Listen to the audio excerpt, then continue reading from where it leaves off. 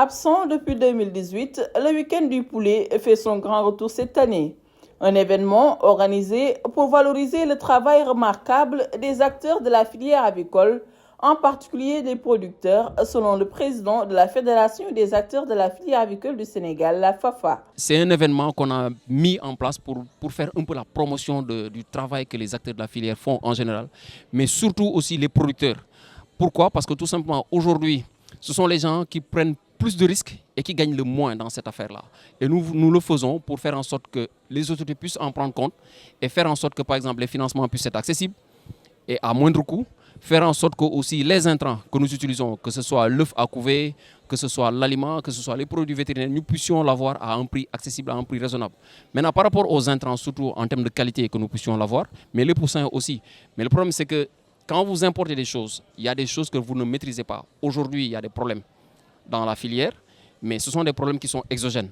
Donc, ces problèmes étant exogènes, ça impacte sur le prix. Donc, du coup, ça renchérit le coût du poussin et ça renchérit au finish le prix du poulet. Nous sommes en train de travailler à ce que les Sénégalais consomment plus de poulet. Aujourd'hui, on est à 6,5 kg par Sénégalais et par an de consommation de poulet.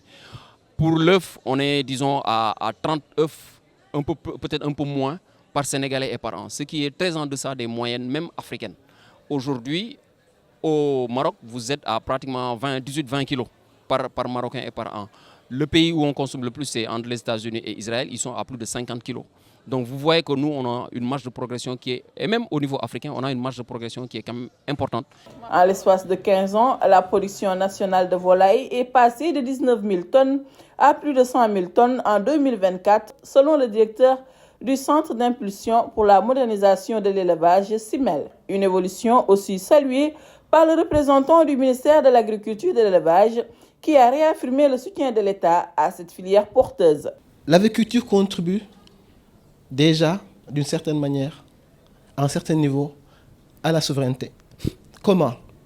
Alors, cette filière-là, au cours des 15 dernières années, la production de volailles est passée de 19 000 tonnes à plus de 100 000 tonnes de volailles en 2024.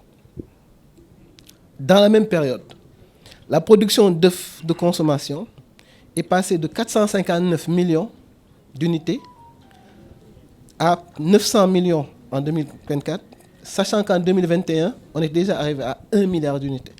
Le chiffre d'affaires de cette filière, c'est quand même minimum 450 milliards de francs CFA par an en ce moment.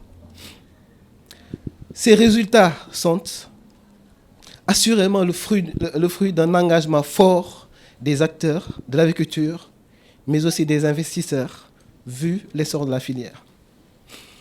Le ministère de l'Agriculture, de la Souveraineté alimentaire et de l'Élevage est depuis toujours aux côtés des acteurs du secteur.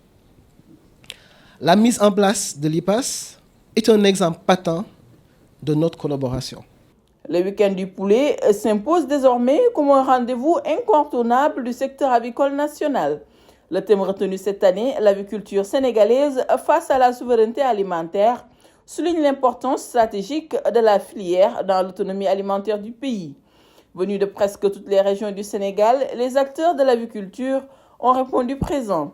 Pendant 2 jours, les échanges ont porté sur les défis du secteur, la question des couvoirs, la compétitivité de la production locale, mais aussi la santé animale, notamment celle des volailles.